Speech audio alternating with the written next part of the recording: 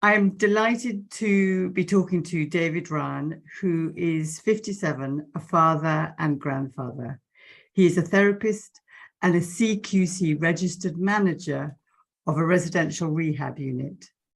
David is in long-term recovery, having spent 23 years of his life in drug addiction and addiction to crime. David, welcome to my podcast. I'm delighted to meet you and so grateful that you've joined us. Thank you, Julia. Thank you. It's really a pleasure and an honor to be here. And thank you for the invitation. Yeah, thank you. So my first question is, do you want to tell me about a challenge you're facing or have had to overcome? Yeah, it was hard to pick one, to be honest. There's been so many recently. I suppose my main challenge, going back to the original bio that I sent you, what I've worked really hard on, well, I've worked on lots of really hard things in the last 20 years, being a parent, being a husband, managing rehabs, setting up my own practice, all of the things that, practical things that have been quite challenging. But internally, a huge challenge for me has been the work that I do around my own masculinity, what it means to be a man in today's society. I get upset when I think about that, because I know the pressure that comes with it, the pressure that comes with, particularly for me, the pressure that comes with being a good man, you know, a man that wants to lead authentically and from the heart. Yeah, and they're the bits where I get upset, because I see a world that's steeped in so much toxic masculinity. And, you know, growing up in a big Irish family, born and raised in Moss Side in 1965, in Manchester, born into a family that came over to England from Limerick in the 50s. The men in my family, Julia, were all your traditional type of men, hard, tough, didn't have much time for feelings or vulnerability or affection. You know, they were up and out early in the morning, navvies we used to call them, building roads, building fences, and they'd come home. Well, they wouldn't come home, actually. They'd usually go straight to the pub from work, and they'd get drunk, and then they'd come home about 11 o'clock, and then they'd be drunk, and there'd be all kinds of chaos in the house, and arguing and fighting, and I grew up around that. I grew up around men that, you know, kind of spoke with the hands and not with the mouth, and it wasn't a nice environment to grow up in. So I became a chameleon, and I acted like what the men around me acted, and then that's how I grew up, pretty much, never really stopping to weigh up what I'm doing, whether what I'm doing is right or wrong, even though I knew what was right and wrong, because of ego and because of front and because of reputation and all of those things. I couldn't admit that I was wrong. And so I literally grew up hating men, because I had no positive role models in my life. I had one or two dotted about, a couple of cousins and brother, but in general, men weren't to be trusted. They were unpredictable. They weren't reliable. They always let me down. My dad left when I was 2 years old.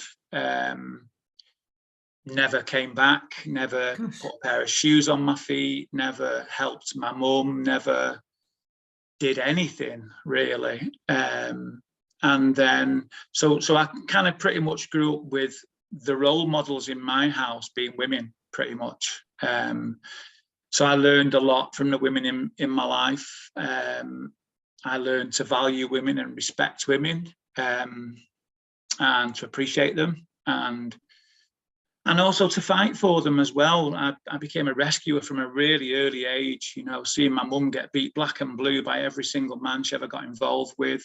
And I can remember as early as 6 years old, the first time I ever tried to defend my mum. And it was when the man that she was with tried to hit her over the head with a bottle.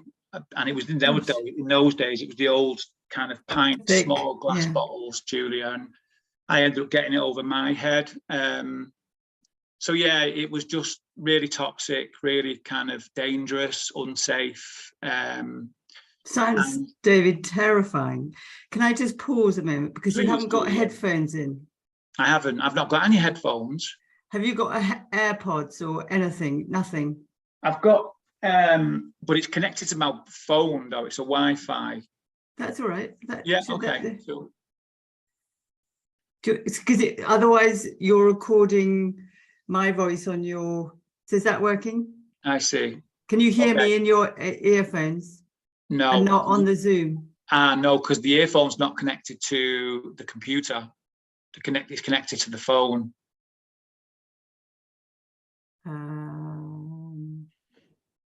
Well, we'll just have to do it like this. Yeah, I don't know what else to do, to be honest. I've not got any earphones that plug into the computer or into my phone. So if they're Bluetooth, don't they Bluetooth into your computer? Actually, I'm sure they would. I'd just need to fiddle around with it, wouldn't I? Sorry about this. It's not a problem.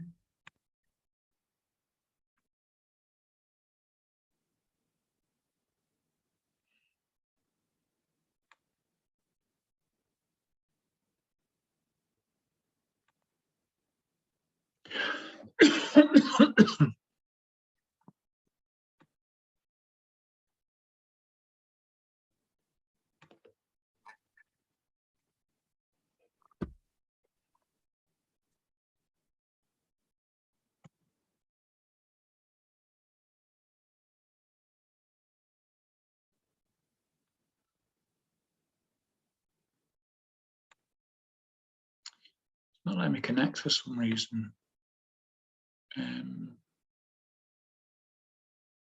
Don't worry. Are you sure? Will we be able to get everything, or? It's just, I think for the recording, my voice will also be on your recorder. Yeah. And he uses your recorder just for your voice. I think it just makes it more complicated. Okay. Do you want to maybe pause and contact him and ask him, or? He's expecting a baby today. Oh, bless him. Oh, wow. Oh, well, that definitely takes priority. So should we just carry on as we are without this earpiece? Yeah, because that's not going to work, is it? Because it's not just going into your. My voice isn't going into your ear, is it? No. No, I do apologise. I thought, I suppose I should have checked all that out before. I thought I'd said it in my message. You did. No, you did. You sent a message, but I've just not completely took it in. Don't worry. So I do apologise. That's fine. So, I mean, what I've understood from you, David, is that you were brought up in a completely brutalising, violent environment where you as a man, it must have been so splitting that the men around you were so drunk and violent and kind of frightening and abandoning, and you find yourself to be a man. And so there's some awful split in that, like, how can they're not my role model. I don't want them as my role models, but they're the only people I see. Yeah. But sounds like you did have good female role models. Yeah, and I also had a couple of good male role models as well. I mean, it wasn't all bad. I mean, there was good times. As I say, I do come from a big Irish family. When my grandma died in 1994, she died leaving 28 grandchildren and 52 great-grandchildren. So you can imagine since then how much that's multiplied. So, and I come from a family of entertainers and musicians. So, and our house was the main house because we lived with my grandma and she was the matriarch of the family. So everybody came to our house, which on some occasions was more chaotic and more unpredictable and more scary. But then on other occasions, when everyone was having fun and there'd be sing-songs and the crack, as we called it, you know, that would be great. But yeah, ultimately I grew up not wanting to be anything like any of the men that I knew. And so I kind of saw solace in gangs. From 8, 9, 10 years old, I became feral from a very early age, Julia, where, you know, I'd be hanging around street corners, hanging around outside wine shops and getting up to all kinds of things. As I said in my bio, I got arrested for the first time when I was 12 years old for breaking into a building site just to rob the tools to sell. And, you know, so that my gang friends became my family pretty much. They became my role models. As somewhere to belong, I guess. Yeah, absolutely. They became my tribe, pretty much out of the frying pan and into the fire. And that continued for, you know, for the majority, if not all of my active addiction, on and off drugs, in and out of prisons, you know, committing all kinds of crime. I considered myself to be a bit of a respectable thief, if there is such a thing. I know it's just some kind of denial that I still kind of live in. But, you know, I was a shoplifter mainly. I didn't burgle houses, and I didn't, you know, there's a lot of things that I wouldn't do because there was that code with us that, you know. So yeah, I mean, I grew up around that, and I spent a long time, 11 years in total, in and out of prison, on and off drugs. I was sectioned once in the mental health institution. Time in hospitals, just lots of stuff that I would not want my children to go through. And then thankfully, I imagine that all of that behavior, the joining a gang, being a criminal, taking drugs, all of it was equal to the level of pain that you were feeling, that you were using that as a way to anesthetize or block or give you a sense of power when you felt so powerless. I mean, what we talk about now with addiction and violence is not what is the addiction, it's what is the pain and what is the source of the pain. And it sounds very clear that your source of the pain was that you didn't feel loved or know love or have a sense of safety for a lot of your life, but particularly from the men in your life. Absolutely. I noticed that you quote some of Gabor Mate's work there as well. So yeah, that was the thing for me. The addiction and drugs and gang life and all of that ducking and diving became my coping mechanism. It became my distraction technique. My way of avoiding the truth and the reality of my life, my family. And yeah, that's where I saw my solace. That was my fix. It was the thing that made me feel okay. And I imagine, I mean, I'm making this up because I've only just met you, is that the thing that was most challenging about that for you was that sense of loneliness and isolation and disconnection from yourself, disconnection from everybody, because you can't choose who to be disconnected from when you're shut down. You can't be sort of open with this person over here and shut down with that person there. Your whole system shuts down and you shut down from yourself. So there's this terrible kind of emptiness and chilliness and armor that it feels like you had to keep anaesthetizing, but also the sort of agony of isolation, I imagine, is the worst bit almost. Yeah, absolutely. And it's a very accurate analogy, to be honest, because, you know, as you were saying that, I remember an occasion when I must have been no more than 3 or 4 years old, where the early hours of the night, I was in bed and I was fast asleep, and I just remember all hell breaking. I used to sleep in my mum's bed with my mum, My two brothers used to sleep in the other room, and my grandma used to sleep in her room. And I just remember all hell breaking loose and glass smashing and raised voices shouting, and I sat bolt upright in my bed. Bloody hell, when I think about that, the fear that was just gripped with fear. That's still in your body. Pause a second. I mean, I can see you. Yeah. So 3 decades later or more, yeah, that fear, 4 decades, is sitting in your body. Yeah.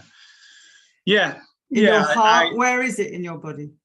It was in my solar plexus. It was around my instinctual kind of part of my body, and the fight or flight mode even then kicked in. And that's what happened way back then. I woke up, I sat bolt upright in the bed. I looked around, it was pitch black, and I just remember hearing noises and shouting and smashing, and I jumped out of bed and ran upstairs into the attic in the house. The attic was the only room that was empty, but it was the only room where there was nobody else as well. And I just remember sitting up there, just like holding myself, listening, waiting for the noises to go and to stop. And it just felt like it went on for ages. And I could hear my mum screaming. Yeah, terrified. When I think about that, and I considered my children going through that, that is just the worst possible. Horrific. Yeah. And fortunately, not to kind of skip along, I've done a lot of work on myself in the last 22 years in recovery, Julie, and I've done a lot of kind of stuff around psychodynamic stuff, and I've done a lot of reframing, and I've done a lot of reenactment stuff, and I've been able to create new experiences out of those old painful experiences. And I've also been able to connect with the truth that was the life that my mum lived. Unfortunately, she did her best. She did her best with what she had, as they all did. They were going through their own experience of trauma and disconnection and kind of dealing with things the way they thought best.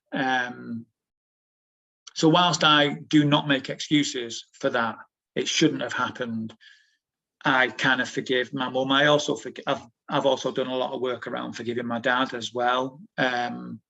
Hating is a very heavy burden to carry, isn't it? Yeah. And it only forgiving is hard, though. Yeah, of course. Yeah.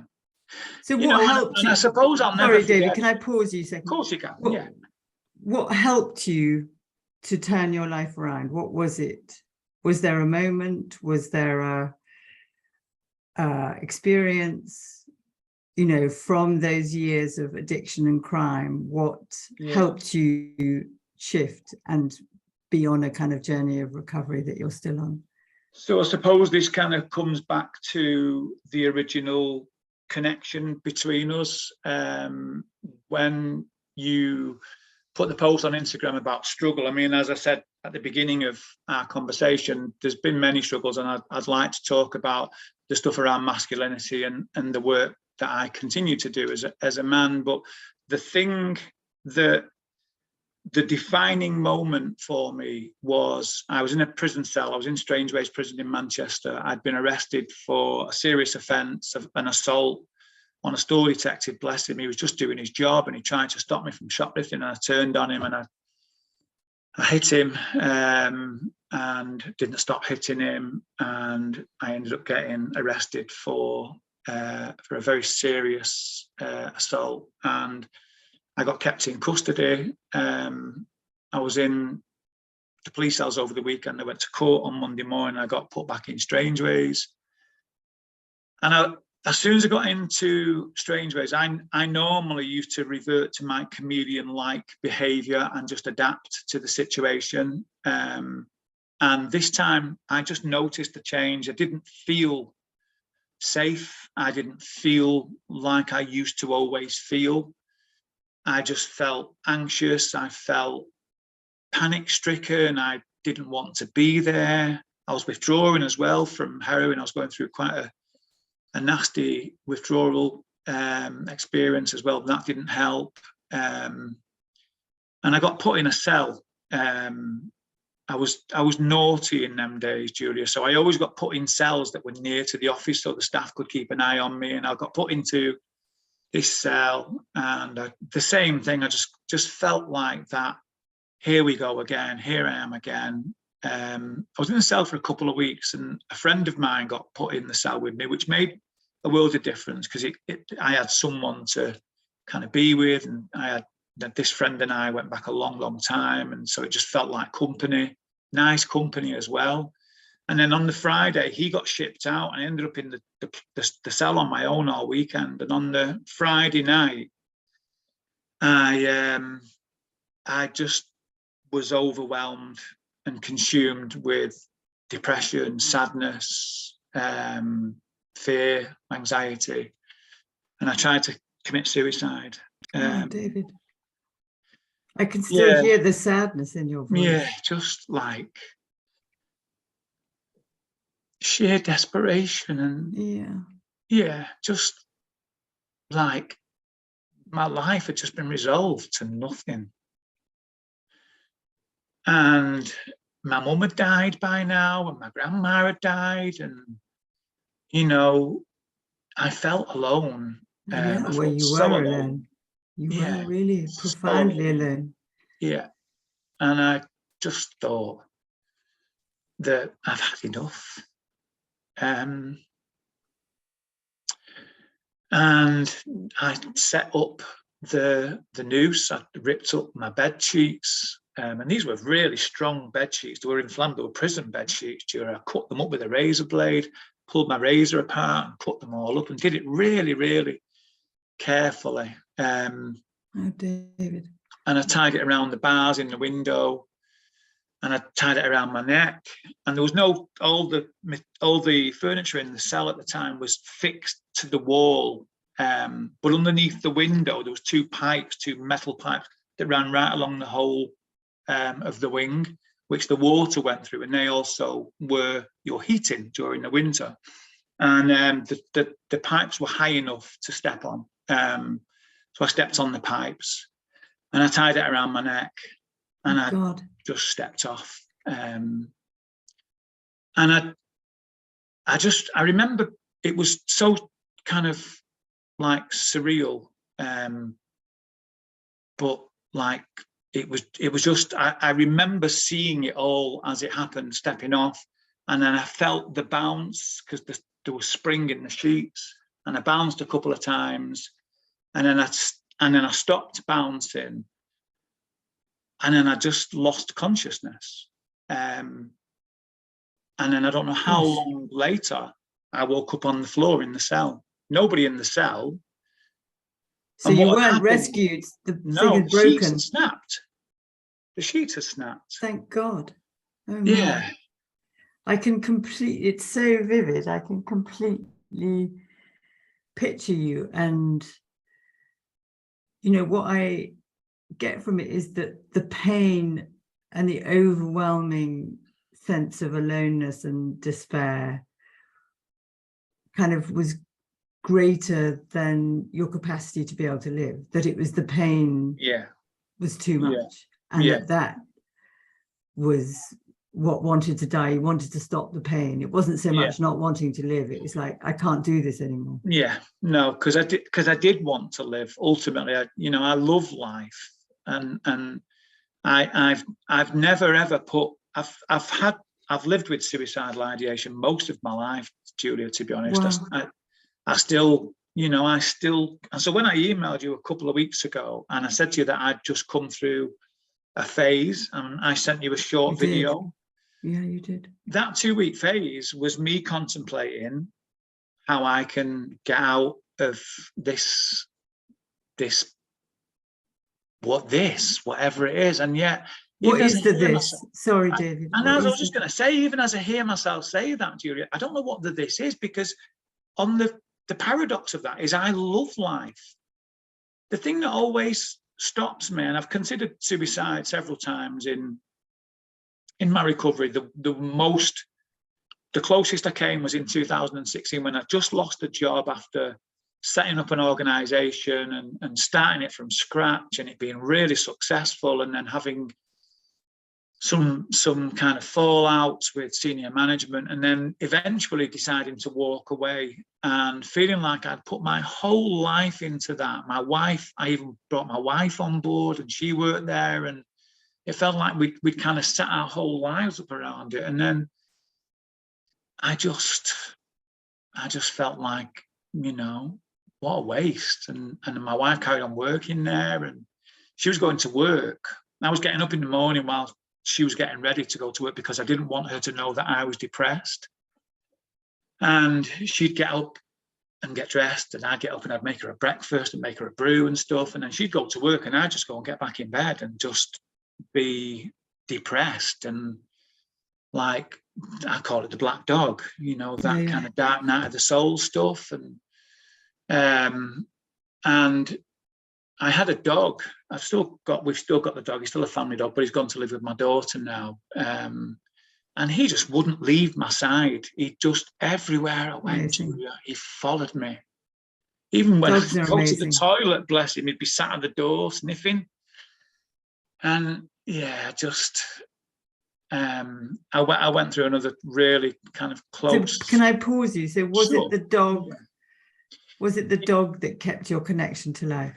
It was the dog, but it was also the thought that I could not bear the thought of my wife finding me or my children.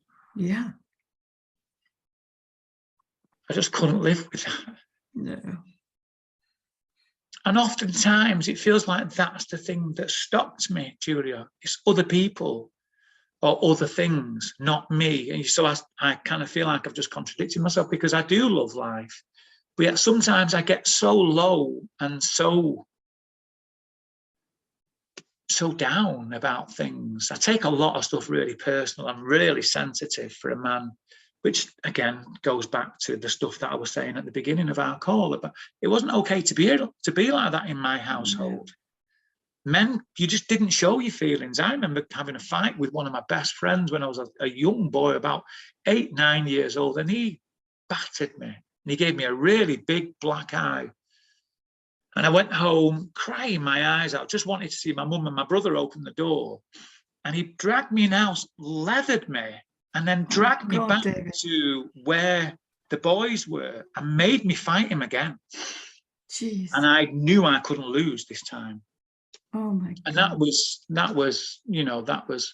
so yeah, you couldn't show feelings or vulnerability in my house. I feel physically sick just picturing that. Yeah. But what's going on in my response to you, and this may not fit at all, is that there are so many parts of you and they don't always kind of get on with each other. Okay. That there's the part that really loves life and is joyful and probably loves a crack and a party and music and all of it. There's the part that really loves your life, your wife and your children and your friends and community, and loves your job, that has a lot of purpose and meaning. And then there are probably lots of parts from when you were very small, that child dragged from the front door, that child in his bed when he had to hide up in the attic, the child that never felt safe with men. And he is still part of you, that poor child.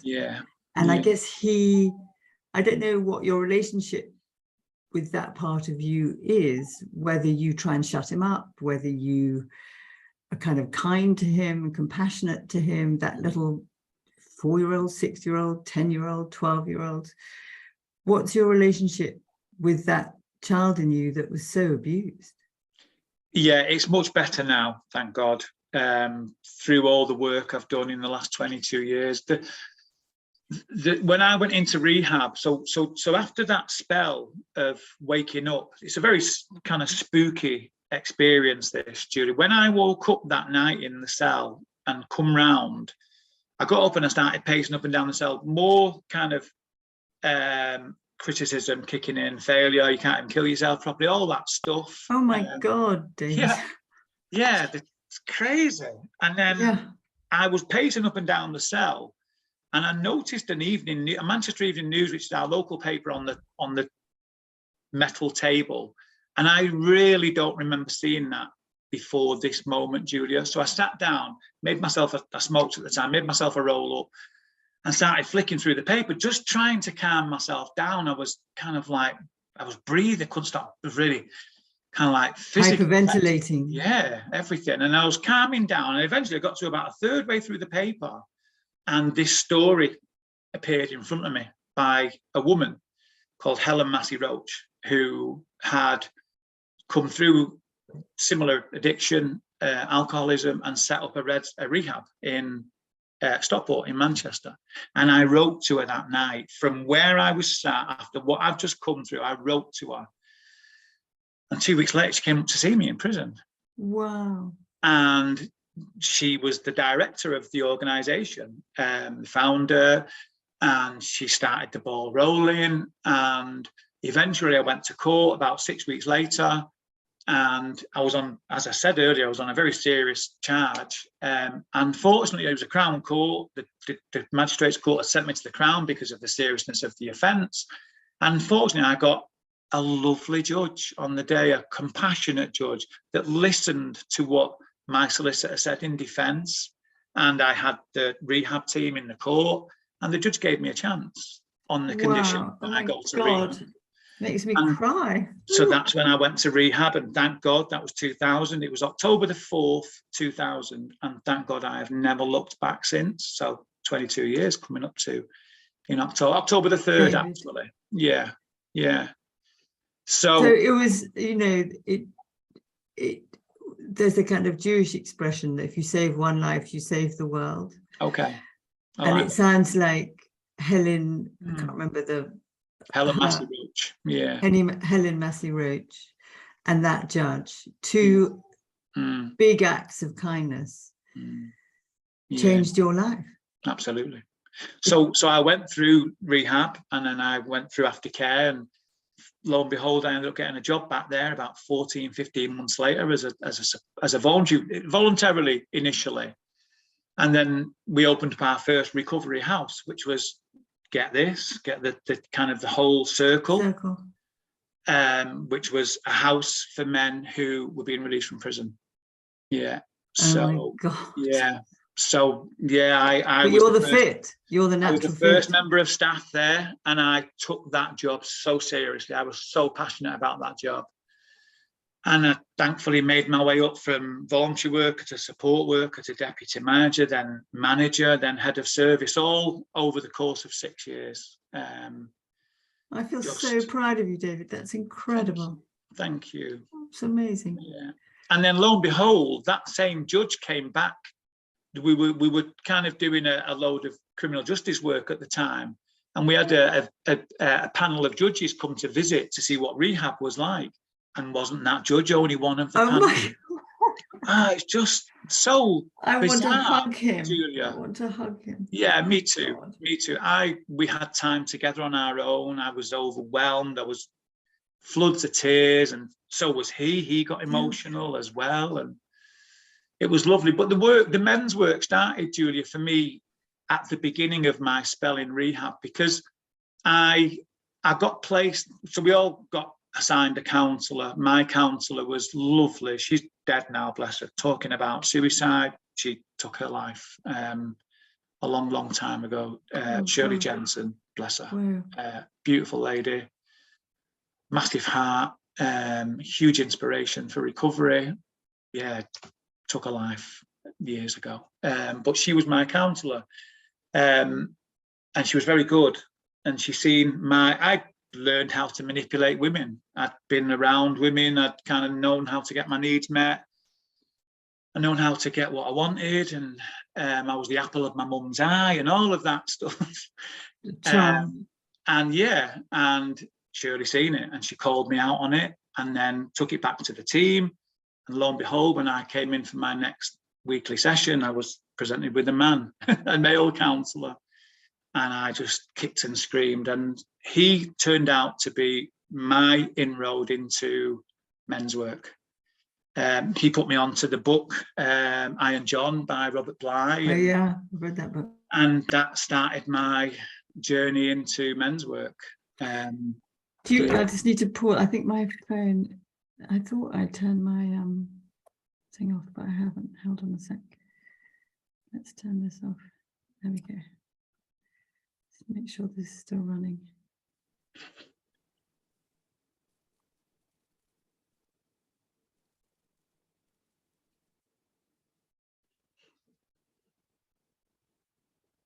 Oh my God, John, I haven't bloody recorded.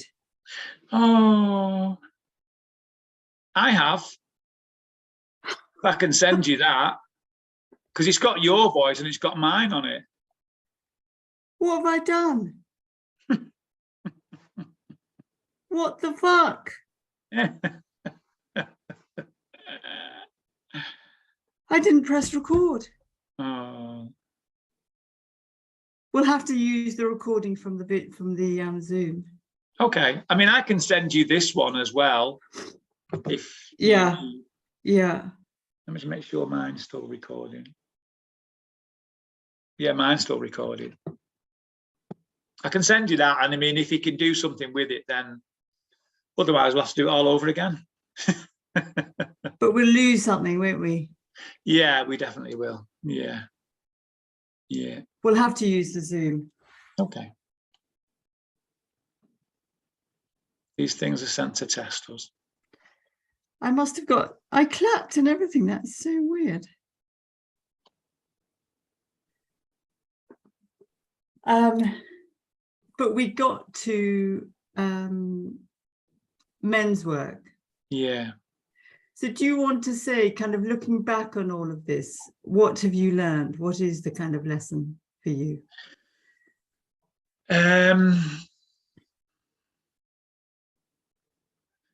Well, I mean, it's that kind of classic stuff that, you know, for me, that I'm not everything that I used to believe I was, that I'm unimportant, that I don't matter, that people don't care about what I have to say, and that on the flip side of that I do have a place, that I do matter, and that I have a very important message.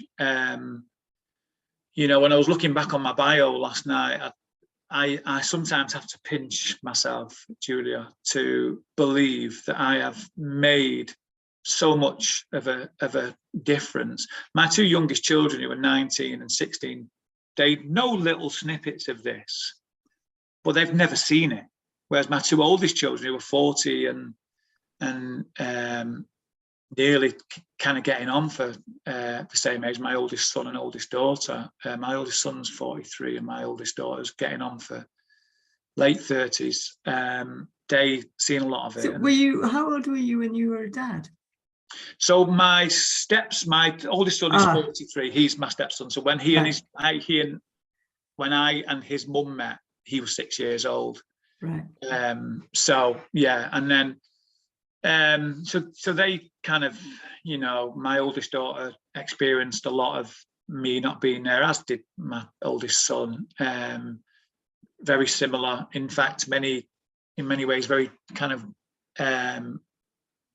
much worse than my dad, you know, with the drugs and the prison and all of that stuff, but just not being present, right? You know, that was the bottom line. And so, you know, thankfully, when I think about how much I've turned my life around and all the things that I've done in these last 22 years, yeah, I have to pinch myself. And some of the stuff that I talk about with my own clients, when they talk about suicidal ideation, and when they talk about anxiety, and when they talk about, you know, disconnection, I can thankfully, I can emote and I can identify along with them. And for me, it feels like a very powerful kind of therapeutic tool. And, you know, I just know that I have a place, that I have a message, that I have a purpose more than anything. What's your message, David? Well, as a man that grew up in that kind of environment, that then took on the belief that men aren't safe and that men can't be trusted, my message is that that's not how all men are. As I said, I've done a lot of work on myself as a man and my masculinity and how I want to represent masculinity and men in the world today. I was very fortunate to get involved with an organisation called the Band of Brothers, who was originally set up down south about 12, 13 years ago. And I went and did a weekend, rites of passage weekend in Amazing. 2014, and just loved my experience and the work that everybody put in, all the men, staff men put into that weekend, that I thought, this needs to come back to Manchester. We need this in Manchester. And so I took on the mantle and I set it up here in Manchester, and thankfully we've been going ever since. We've just had our homecoming on Wednesday, where we brought 2 young men through on a what we call a quest. Amazing. An 18 and a 19-year-old young man who have lived virtually the same life that I lived. Crime, mental health issues, drugs, literally on the verge of going in and out of prison. And thankfully they have now turned their lives around. Their family, their family were at the homecoming on Wednesday night, and they just couldn't say enough about that whole process. So yeah, celebrating healthy masculinity is my message, that there are a lot of healthy men around today, that it's okay for men to be vulnerable, that it's okay for men to cry, that there is a lot of strength and courage demonstrated through that. And yeah. And you're an amazing role model for that, David. You know, that the way you've shown your vulnerability here with me, who you've never met, and you've been able to cry and shown your love and your compassion, as well as your pain, that is an amazing role model for those young men to have from you in the way that you never had when you were young. And I really kind of take my hat off to you. Thank you. Not a big enough way of saying it. No, it is, and I feel honoured. I feel privileged. So thank you. Thank you. Incredibly powerful, your story of recovery, and how, I mean, this makes it sound too simple, but by, you know, that breakdown when you fell, you know, when you attempted suicide and you found yourself on the floor, and then you read about the treatment centre, the recovery centre, and that you took the message that you got to rock bottom, but you were open enough, you were in enough pain maybe to have a breakthrough as opposed to a breakdown, and that breakthrough put you on this road that you're on now. And it's a remarkable road. I mean, I don't know if I'd been in your position whether I would have had. It takes so much courage to feel pain. It takes so much courage to put down those defenses of brutality and addiction, doesn't it? It takes so much to feel the rawness of your fear, the rawness of your suffering is a really difficult thing to do. Yeah. Difficult to be open to. Yeah, and I suppose that's kind of part of the legacy for me, that, you know, to learn to live with that pain and that suffering, because life is difficult, Julia, isn't it? There's no getting away from that, especially today with all the universal trauma that's going on, not only related to COVID and politics and religion and poverty, and we're just a world of trauma at the moment. And so, you know, and again, this is a big part of what I support a lot of my clients through at the moment, that are just trying to find their place in the midst of all of that universal trauma, and trying to find some peace and comfort within it all. And that for me feels like the gold, that yeah, life is difficult, but it's what we make it still.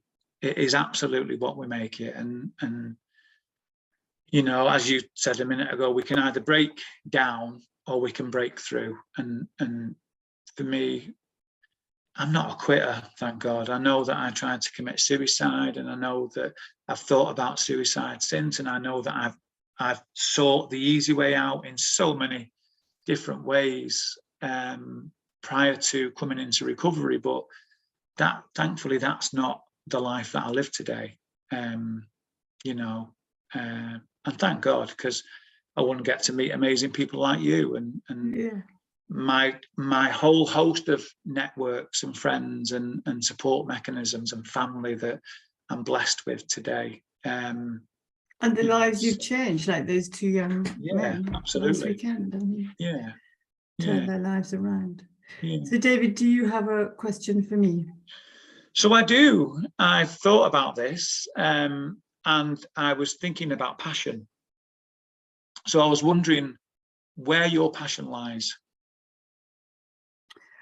I think my passion is connection, is relationship. So at the center of everything that I do is about relationship and love and connection, I guess. Okay. Wanting, like, feeling I know you from talking to you for 50 minutes feels very heart expanding and mind expanding and brings me alive. Yeah. And the purpose of having the opportunity to have your story out in the world, and maybe a young man will listen and he will take inspiration like you did from the newspaper on your table in prison in strange ways, that someone listening to this podcast. So it's kind of connection, but also in the hope that small steps can have big outcomes for people just by listening to a kind of a podcast. Yeah, I love that. Thank you. Yeah.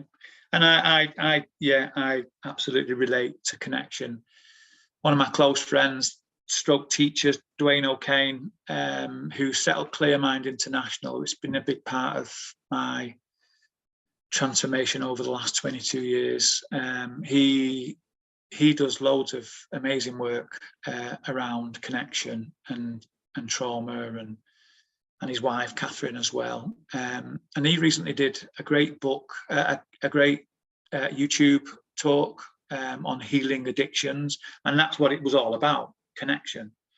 You know, the disconnection that we experience as a result of whatever the life experience might be, and how we seek to anesthetize that or avoid it. But at the heart of everything, going back to your point, is connection. Yeah.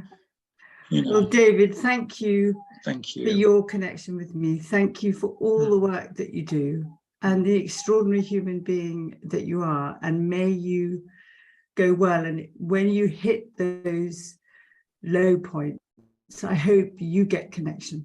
Maybe it's your dog, but kind of seek the connection of the love of others to keep you alive. Thank you, Julia. Thank you. And I wish you all the best too. And thank you very much for this opportunity, for the invitation. And you know, I really feel your heartfelt kind of sincerity in everything you've said. So I really appreciate this opportunity. Thank you. Thank you. I do too. Thank you. Thank you. So,